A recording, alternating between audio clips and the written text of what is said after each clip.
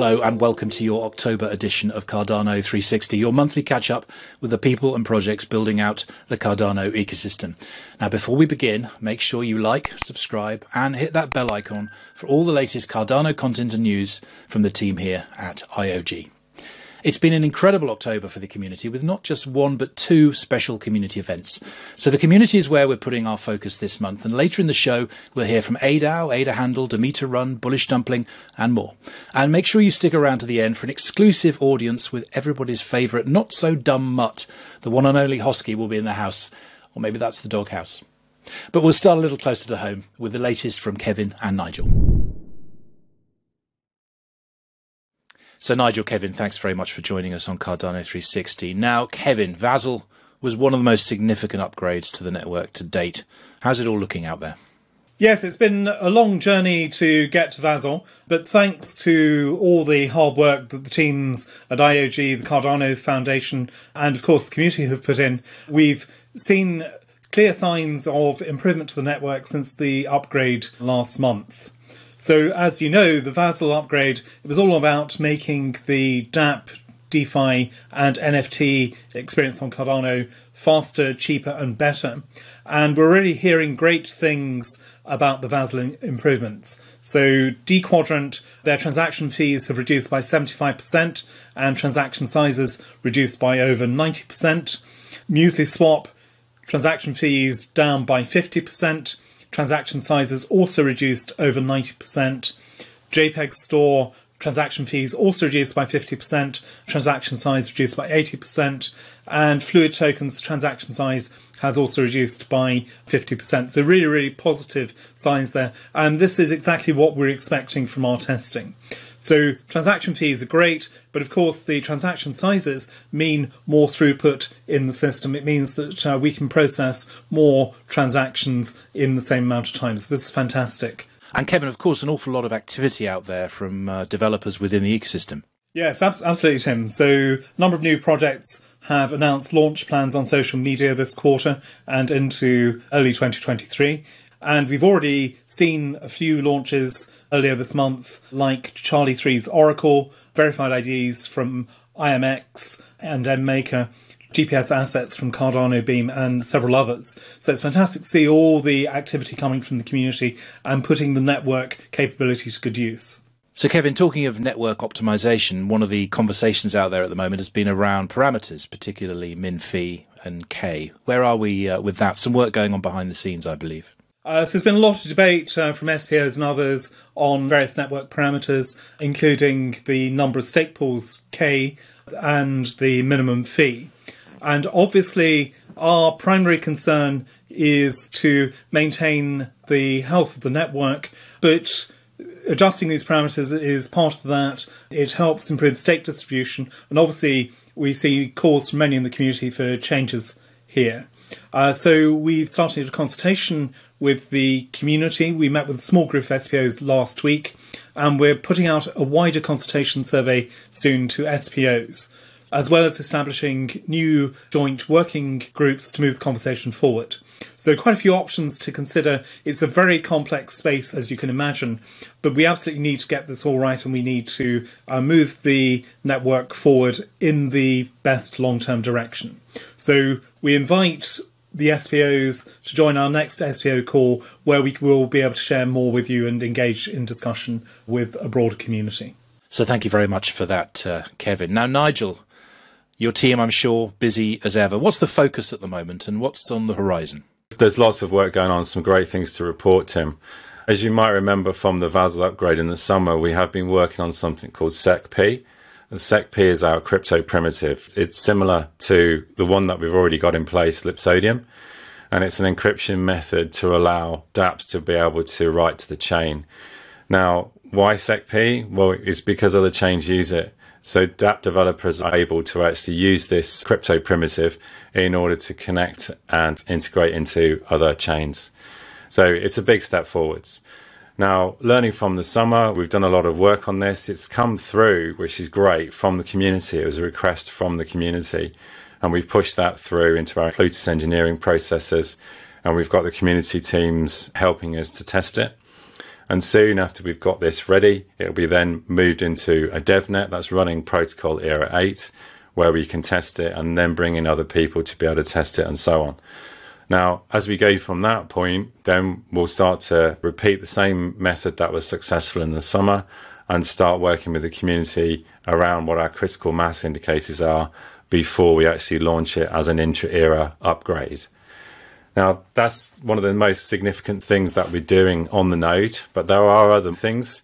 There are fixes and maintenance releases that we're pushing out. We've just done one for Adrestia.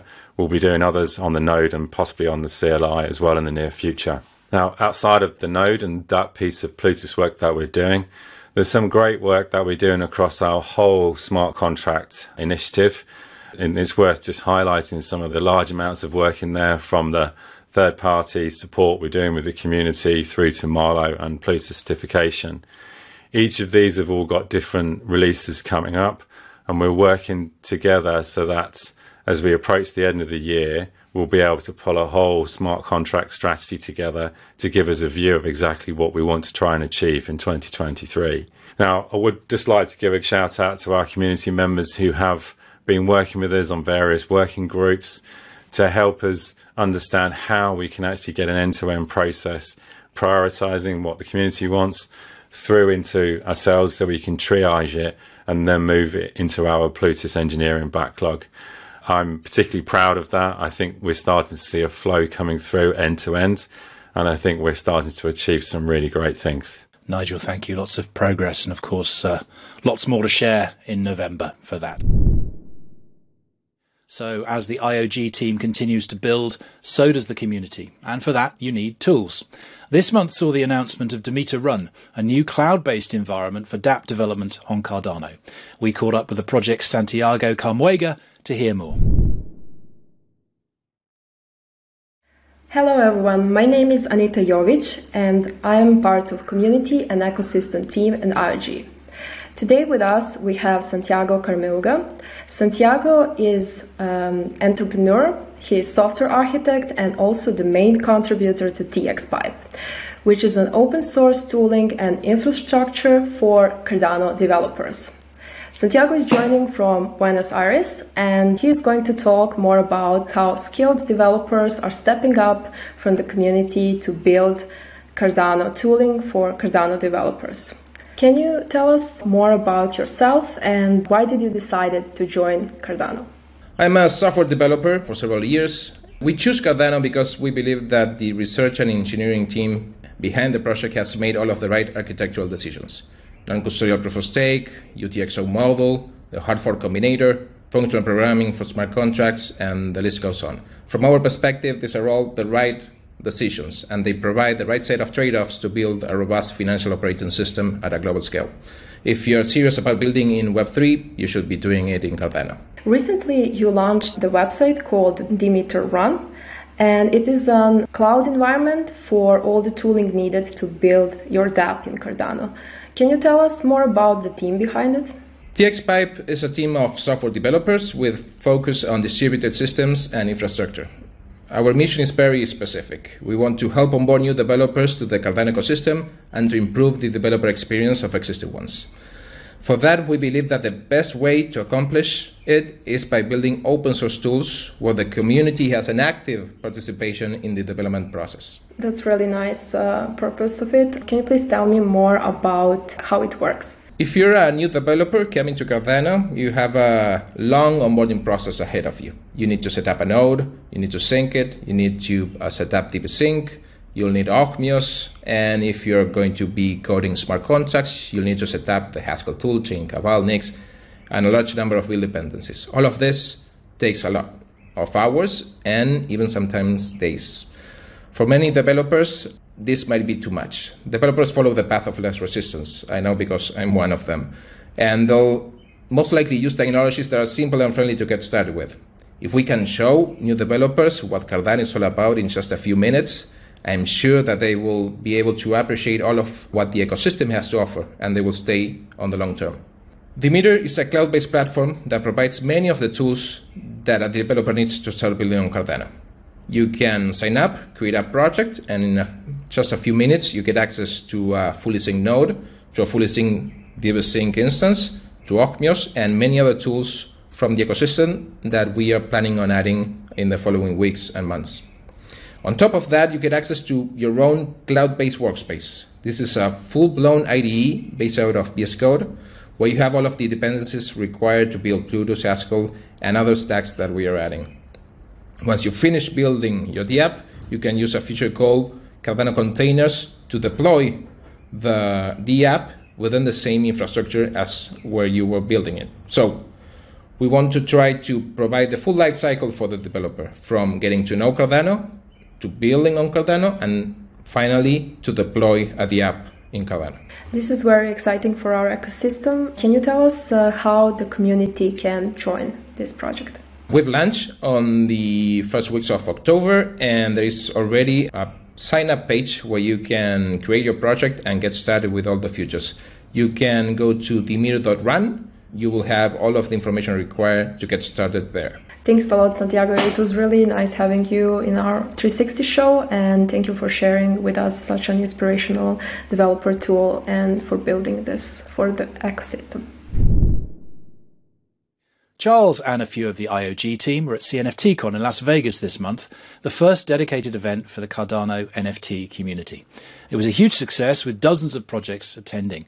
Clay Nation, Disco Solaris, Futura, Cornucopias, Dirt Birds, Drip Drops, Adosia, Equine, JPEG Store, NMaker, Ergo, Snapbrillia, Neum, Book.io, Ape Society, Nitties, just a few of the projects taking over the convention centre with thousands of people in attendance. We'll be sure to feature more from Cardano's booming NFT scene over the months ahead. On the topic of NFTs, SeaWorld is the new collaboration between IOG and Wave Financial, providing strategic investment opportunities to drive NFT adoption across the Cardano ecosystem. Josh Miller, VP of Partnerships at SeaWorld, joined us to share more. Hi everyone, I'm Josh Miller. I'm the VP of Partnerships at SeaWorld. You're probably wondering, what is SeaWorld? Well, SeaWorld is the answer that IOG had to all the NFT activities going on in the Cardano ecosystem. It's been formed as a joint venture between IOHK and Wave Financial for SeaWorld to go out and make strategic investment in certain NFT projects, most recently one being JPEG Store, as well as taking on commercial opportunities to bring to market in the Cardano ecosystem, as you've seen me do. If you've heard of Martin Lawrence, that drop we did together. It's also used as a community outreach for us to be connected to the community and to take part in activities going on. Most recently, Les Borsai of Wave and myself, along with Charles Hoskinson and some team members from IOG, were at CNFTCon in Las Vegas. We use this as an opportunity to meet and greet, say hello to the community, and get involved with the NFT community. The CNFTCon was an amazing event that had many booths all over the place. You had Cornucopia's game, you had Yummy Universe, you had Clay Nation, you had Virtua, you had people announcing partnerships like with Shelby, and then you had the fun things up front, like you had Disco Solaris up there with a dance floor. You had just the community gathered in such a bear market coming together.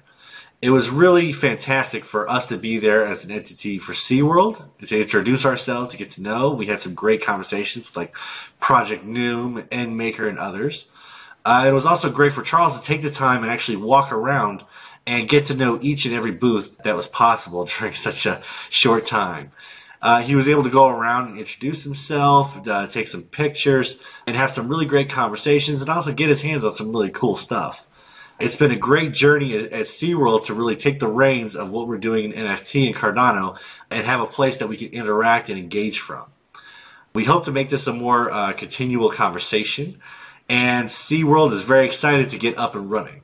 SeaWorld has only been up for about a month, but we've made tremendous strides, having already invested in JPEG Store, and we're also ramping up other outcomes as well. It's a slow start, but with the Cardano NFT community, the most important part is engaging the community.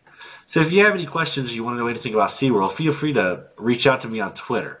Well, that's all we've got for now, so thanks for having me on, and I look forward to coming back for more announcements soon. We've got some pretty interesting things coming up, as you saw the teaser from Clay Nation about this Chant Medici and Charles Hoskin video. Stay tuned. Earlier this year, at Consensus in Austin, Texas, we introduced the world to Lace, IOG's new wallet platform looking to make Web3 safer, simpler and seamless. We took the show on the road to Colorado in October with a booth at the community-organised RareBloom event to share the progress that's been made so far and to announce a community beta program. Let's take a look and hear from some of the community on what they're looking forward to with Lace.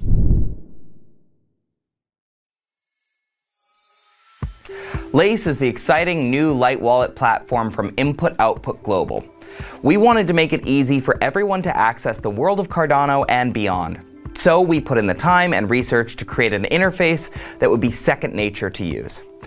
At Input-Output Global, we always begin with you, our community. So we talked with wallet users around the world to find out which features they liked and what they would like to see more of. After extensive research, we created a user interface to see how Lace might look and feel.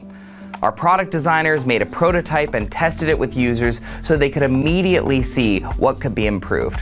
They continued testing and refining until they had something the community would love. And that's how Lace was born. For the first version, we started with the features that are essential for the best light wallet experience, such as easy viewing of NFTs, transaction history, and a space to manage and send digital assets. Plus, all Lace users can participate in native network staking and connect to dApps. We also added an expanded view to make it easier to get an activity overview. There's a left-hand menu for navigation and repeatable interaction patterns, such as using the side modal for more information. Our product designers continue to make improvements based on user feedback. And there are already tons of new features in the pipeline, including a dApp store and a dedicated voting center, where you'll be able to participate in Cardano's governance or delegate your vote to representatives. Right now, we're working on an on-chain registration mechanism so users will be able to check the origin, ownership, and certification of dApps. And coming up, we've got dark mode, mobile and desktop apps, decentralized identity integration, fiat on and off ramps, sidechain connectivity, multi-sig capability, and loads more. As with everything that Input-Output Global develops, we can't wait to hear your feedback.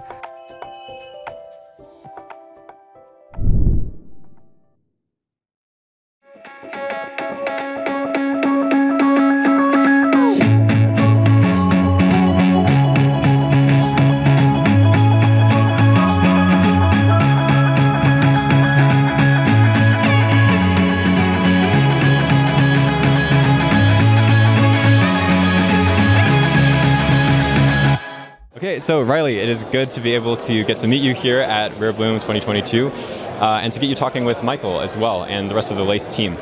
So I know you've been doing a lot of great organization of developers around Plutus and the open source ecosystem.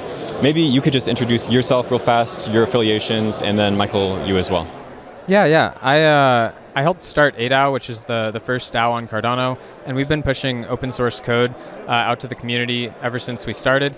More recently, we've actually been working really hard within a multitude of different domains, and we got plenty of funding from Catalyst. I know there was a number of really great projects that weren't funded, and we're actually talking about taking some of the sort of generic open source funding that we received and helping coordinate more open source development, not only within ADAO, but also in the rest of the ecosystem. So, yeah. That's amazing. So, Michael? Yeah, so I'm Michael, and I'm the engineering lead for the Lace core team. So I've been with them for a little over 6 months, and very, very lucky to have a fantastic team behind us developing what we hope to be, best-in-class product. Amazing. So we were just getting into a conversation about the relationship between the open source development ecosystem in Cardano and the Lace team, specifically Lace engineering. So how do we think about open source ecosystem development relating to integration with Lace on a technical level? So what we have right now is the Lace wallet, and everything so far has been in-house. So we've developed the core functionality, and we'll be releasing the dApp store as part of Lace, the voting center as part of Lace. And most of Lace is built on the Cardano JS SDK, which is an open source piece, which gives a lot of tools. So if you want to run your own private node, that's fine, you can do that. You want to build you could build a wallet from the SDK if you want. And what we're looking at future is the ability to add more centers that are developed by the community. So Riley, you've been building open source tools with a group of developers in a very truly open source development ecosystem that we have here in Cardano. I'm curious, like, hearing that, what do you imagine is something exciting that you can do, follow-up questions, like, how do you respond to that? Yeah, there's a lot I'm really excited about with Lace. Most of it comes down to the dApp store and then the way that SSI can play into it. And not only that, but sort of the certification process and the way that we can have different levels of certification around dApps within Lace. I think that the ability for people to start putting up their code and publishing that or registering that with Lace is a huge deal, because it's something that allows for developers that aren't necessarily doxed to go and start building up a reputation in the ecosystem, which can provide credibility and allow for them to then potentially even make a lifestyle without ever having to reveal their personal identity.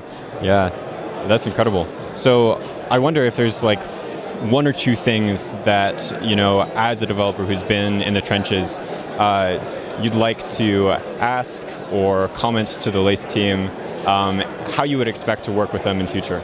Yeah, something that I'm really curious to find out more about is the way that we can actually have Lace with the dApp logic for the off-chain code actually in the Lace wallet, and allow for dApp developers to register that logic into Lace directly. I think that whether that's done with CDDL and some sort of list of transactions for different purposes in CDDL, or if it comes down to actually having some sort of interaction with the SDK, figuring that out and making it user-friendly for dApp developers is, I think, going to be one of the things I'm most excited about, and also most intrigued to see sort of the coming developments around. So in terms of developing with Lace, I think that's one thing that we're trying to feel out now. We're here at RareBloom, is getting input from people and saying, actually, this is a way that would work for us to have these partnerships. So where the code lives, or how you might certify this, is something that we're keen to work with people to develop. Yeah, that makes a lot of sense. I definitely think that the amount of community involvement Lace is having is going to end up with a significant positive impact. Yeah, I mean, input-output has always been an evidence-based company, and Lace is no different to that. So we're going to use user feedback and listen to the community to see, what's coming next. And we've got a whole bunch of our ideas, but why not have input from a huge active community? Yeah. Well, I know that you guys were going to take a lap and have some conversation off the books, so I'm excited to see what comes out of the relationship between the Cardano ecosystem and the Lace team. It's really exciting. Thank you, guys. Really excited as well, and thanks very much. Riley, it was great to meet you. Yeah, great to meet you too. Okay, Goose, thank you for being here and chatting with Alex and the Lace team. Could you, first, before we jump into the details, introduce yourself, your relationship to Ada Handle, and then Alex, yourself as well with Lace. Cool. Yeah, so I'm Goose. I was one of the co-founders of Ada Handle. When we started, albeit we started thinking it was going to be some sort of weekend project while we all maintained full-time jobs. And of course, like any project that finds success, that isn't the case. And it takes a lot more man hours than you initially ever thought. And then it kind of grew into something that we also never would have thought. The conversations we had back then look nothing like the conversations we have now. We were very lucky, and I'm very grateful that what we were able to accomplish by building a very easy and simple to understand product is build a very large user base, which allows us access to be able to take steps into new spaces. For instance, like you had mentioned, why we're taking very seriously the SSI space is where we fit in identity in Web3. Alex, what about you? So I am the head of product for wallets and services. Lace is a part of the wallets and services group. So we've been working on Lace for about a year now. And yeah, we're trying to make Cardano and blockchain better, easier. It's the catchphrase we use is it needs to be simple, safe, and seamless. Yeah, so that leads into what seems to be a theme here I keep hearing is taking these promises of crypto, these amazing ideas of things like self-sovereign identity, things like security and decentralization, and really translating that into an accessible user experience that anybody can have and that can facilitate mass adoption. So first, I'd like to start with you, Goose. What does ADA handle, and how does it begin to work into that vision? Totally. So earlier I had mentioned that we had created a simple to use product, and that product is an NFT that basically allows a user to map their cryptographic address to a human readable address. So basically it takes a very computer friendly standard and makes it human friendly, which at the foundations of identity is where you want to start, with human readable addresses. And like I had said earlier, it is our prerogative now to make sure that we're building at the same pace that the other dApps need an identity provider or product to be building. Yeah. And what's the significance of it being human readable? How does this facilitate that vision of user experience? The best way for me to exemplify this is to use an actual example that exists in the Web 2 world. Just to draw a comparison, when you transact with somebody in today's world, in today's financial landscape, for the most part, most people like on mobile are using apps like Venmo or PayPal or Cash App, because the reality is nobody knows or wants to know your full routing number or banking number. In the crypto and blockchain world, it's very similar, where a user has a cryptographic address that nobody wants to bother using or knowing. And so that's the bridge that we gap. Yeah, amazing. So Alex, I wonder how you take this self-sovereign identity as one of those elements, and the other things that Lace is doing to prioritize the same vision that I see multiple people pioneering, of bringing the vision of Web3 into a real user experience. Yeah. So for us, like a reason, or predominant reason to want to partner with ADA Handle is because it allows you to be more safe and secure while operating within an anonymous system. But you kind of want to extend it to everything eventually. And on a fundamental level, it comes down to the fact that somebody could impersonate dApp number XYZ. I send my money there, and all of a sudden my money is stolen. So how do you prevent that? If I know it's a reputable counterparty with an identity that has it is being used multiple times, people might have given it ratings and reputation and all that kind of stuff. That is sort of it's building an identity of your counterparty, and it makes it a safer and more usable space. And this is sort of follow up on the address part. You don't want to know what somebody's address is. You want to know that you're actually sending the money to the right person. So obviously we have both of you guys here together from Lace, from ADA Handle, discussing the future of these products and these product use cases.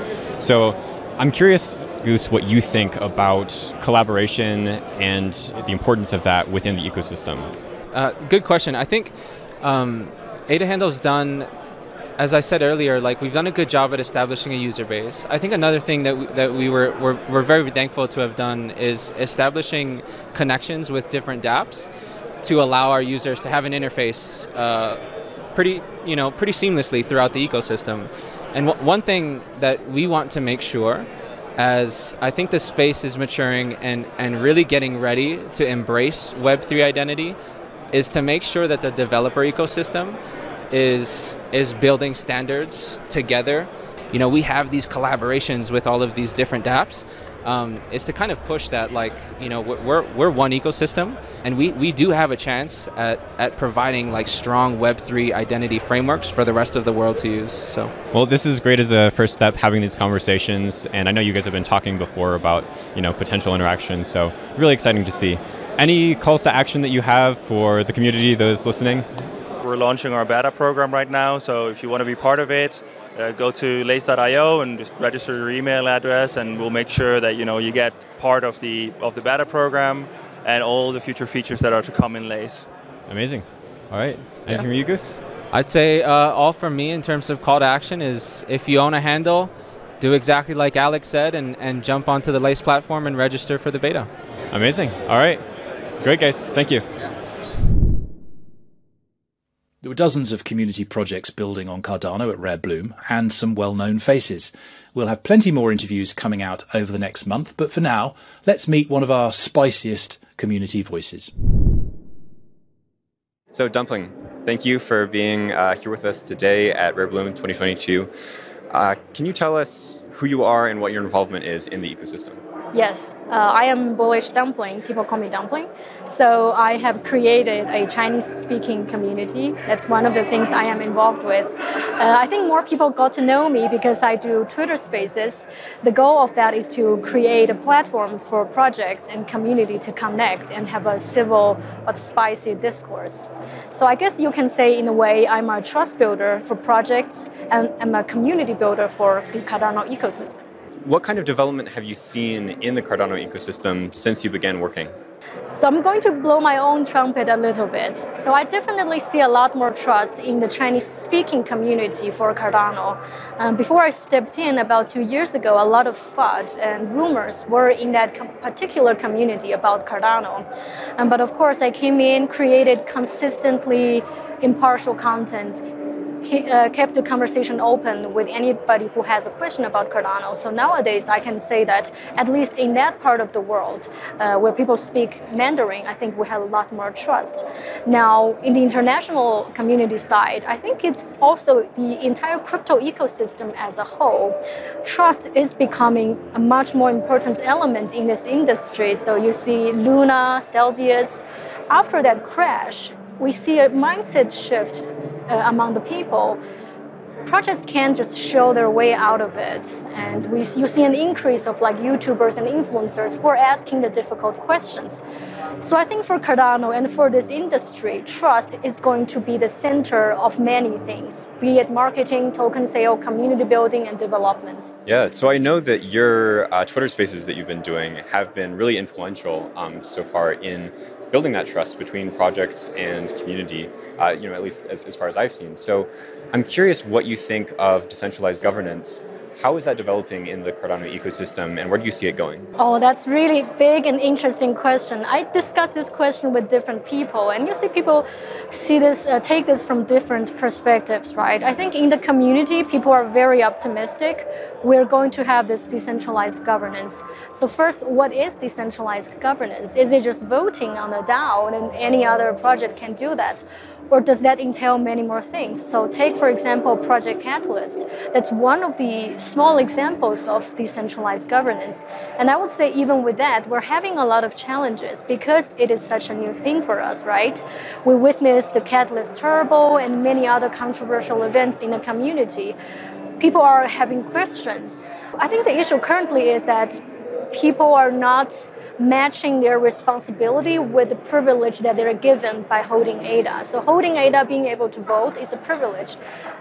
But we need to take responsibilities to read the proposals, to vet it, whatever have you, just like you would to elect your state minister or things like that. And I think the challenge, how are we going to solve that? One of the things I could think of as a community builder and educator is, of course, education. Telling people about the importance of it, the impact of it, what do they get out of it. But I don't have the full answer yet. I mean, education is very well, but where do we take from there? Yeah. That is fascinating. So thank you for sharing your perspective on that, and thank you for the work that you are doing in building trust in a community. Thank you very much for the interview. Thank you. And if you want to catch more interviews from RareBloom as we publish them, be sure to like, subscribe, and hit that bell. Marlowe, a domain-specific language for financial smart contracts, will soon release a suite of tools known as Marlowe Runtime to help developers, builders, and enterprise create, deploy, inspect, and integrate smart contracts into their dApps. We'll be doing a deeper dive over the Cardano Summit weekend in November, but meanwhile, product manager Omar Hussain joined us to share a quick preview. Hi everyone, for those of you who don't know me, I'm the product manager for Marlowe and here to provide you with some really exciting updates as well as a sort of call to action for you, the community. So there's a lot of financial innovation in the blockchain industry, but it's still a pretty complex, error-prone, and expensive process to design and integrate smart contracts, even for the seasoned developer. Marlowe's domain-specific language, or DSL, and suite of products help address some of these complexities. They make it easier to write, deploy, inspect, and even integrate proof-based financial smart contracts into new or existing systems. So it's a really exciting time for Marlowe. Very soon, we'll be offering what we call the Marlowe Runtime, complete backend services that enable developers to deploy Marlowe contracts within dApps, web pages, and even Web3 platforms. And you'll be able to do this without having to assemble the plumbing to manually orchestrate a backend workflow for something like a Marlowe-based app. So this merits a really emphatic call to action for all Marlowe users, whether you're aspiring smart contract developers, integrators, or builders. We need you to not only try out and test the runtime, but also collaborate and come up with use cases to really unleash the power of Marlowe. So we'll be sharing some details soon, along with a demo and documentation of the Marlowe runtime, and also some exciting information about the revamp of the playground. So watch out for some exciting news coming soon. So talking of the Cardano Summit weekend, here's another date for your diaries. IOG will be running a special live stream digital event right before the summit on the 18th and 19th of November. We'll be streaming live from our blockchain lab at Edinburgh University with some special announcements, special guests, a keynote from Charles, and over 20 sessions outlining some of the achievements of the past 5 years and updates on everything IOG is building as we head into the age of Voltaire. The event itself will be digital only, but if you're local to Edinburgh, can't make it to Lausanne for the summit, or just fancy a trip up to Bonnie, Scotland, you can join us at a special community meetup on the evening of the 18th of November. You'll find a link to register below, and numbers are limited, so don't delay. Well, that's almost a wrap for October. Make sure you check out some of the latest content on the blog and Essential Cardano. You might also want to check out a video from Washington, D.C., where Charles talks about the future of the industry and regulation for the space. But we saved the worst till last. RareBloom featured a whole host of Cardano characters, and you don't get much more characterful than this furball. Let's close out with Matt and his very special canine friend. And don't worry, he doesn't get rugged. See you in November. So Hosky, it is really an honor to get to speak with you today. I know it's very challenging to get an interview with somebody as important as you in the Cardano ecosystem. Thank you. The honor is actually mine to be considered for an interview, so thanks for having me. Absolutely. Well, you know, there's a few key issues that a lot of people in the Cardano ecosystem have been wondering about. And, you know, as one of the legends of the space and really a serious mind, can you tell us, what do you think about this issue of rugs that we hear about in the wider crypto ecosystem? Right, so it's unfortunate that we see so many rugs happen across the ecosystem, whether it be here on Cardano. We've had a few share of them. We've also seen plenty in other blockchains, and it's unfortunate because people are basically being taken advantage of. They are promising everything and delivering nothing. We've seen a few rugs happen recently within the last couple of weeks on Cardano where mint didn't go according to plan and they just decided that, hey, we're done because we couldn't sell out, which I think is a very negative way to even present your project, because if you are basing your entire project on selling out, then you obviously are very short-sighted. Our project, we have 420,000 NFTs, so trying to sell that out is a challenge. As it stands right now, we're at about 360,000. So believe it or not, we actually are getting there, and we're concerned about selling out because we want to be accessible. We want to be there for somebody who's new to the ecosystem and they can find something that's affordable. You know, you don't have to spend 1,000 ADA, 2,000 ADA to feel part of a community. And, you know, I think that the community aspect of projects is what's often neglected because these are almost tickets to getting into a community. So when somebody is basically pulling the rug from under the community, you're hurting the people that put their faith, that put their trust in you and gave you not only their money, but their time. I think the time is actually a bigger investment than the actual dollar amount that was spent. Obviously that hurts as well. But when it comes to the time that some of the people on our Discord have put into it, I would be ashamed to just strip that away from them. There's people there that have spent hours upon hours on there. Yeah, so you've developed a serious community within Hosky and the Hosky idea. Can you tell us a little bit more about what that's been like and what you see the core value of the Hosky community being? Why do people buy into this idea? Well, we've promised absolutely nothing. And I think we can say we've delivered that and probably a little bit more. I think the main reason that people come to our community is because they will feel welcomed. There's nobody trying to flip NFTs. There's nobody trying to sell you something that's not there. Like if you go to our community and you try to talk about flipping things or manipulating markets, which we've had those conversations, unfortunately, you'll get laughed out because the people that are in our community are there for the fun of it. They know that they can come here, they can be idiots, which is a loving word for our community. They appreciate that, which if you're not part of the community, don't use it. It doesn't work very well. But they found a place where they can be themselves and be accepted and not be judged upon whether or not their PFP is worth 10,000 ADA or whatever the case may be. You can put a 6.9 ADA PFP and be welcomed as part of the Hosky community. And not only that, I mean, there are 420,000 of them. So our community has a very large voting power because of the fact that we're not limiting ourselves to 10,000 pieces. Is a much wider audience. I came from a third world country, and seeing some of these flips that people make with years worth of income that some people would love to have is a little sad. So again, we wanted to make this affordable. We wanted to have a community people could join and be a part of without having to get a second mortgage on their house. So there really is a serious concept behind this and a purpose, I sense. So maybe you could tell us a little bit about that. What is your mission with Hosky? So I believe that within an ecosystem, there are different niches that must be filled in order to have a successful, fulfilling ecosystem. And unfortunately, I feel like meme coins are a necessary evil. There are people that are just looking to quote unquote degen and, you know, YOLO, all these words that are often associated with meme tokens. The difference here is we're telling you what is truthful. This token will not make you rich. This token is not going to make you a millionaire.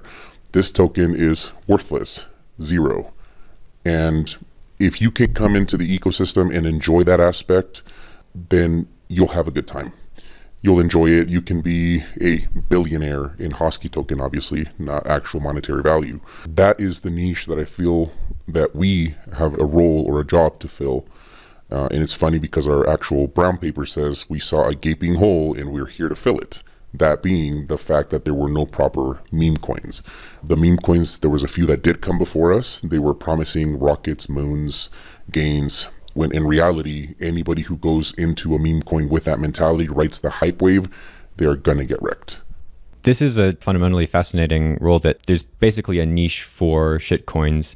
And since it has to be filled, there's a way to fill it. And it seems like that's what you guys are doing. Exactly. And that's what we're here for. We want to be that meme coin that people can look up to. When people think of other blockchains, they usually can think of a dog-related meme token. And it's usually a Shiba dog.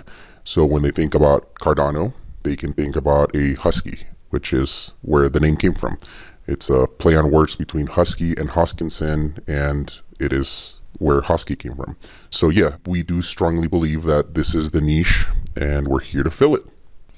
Amazing. Well, Hosky, thank you. Thank you for this conversation. Thank you.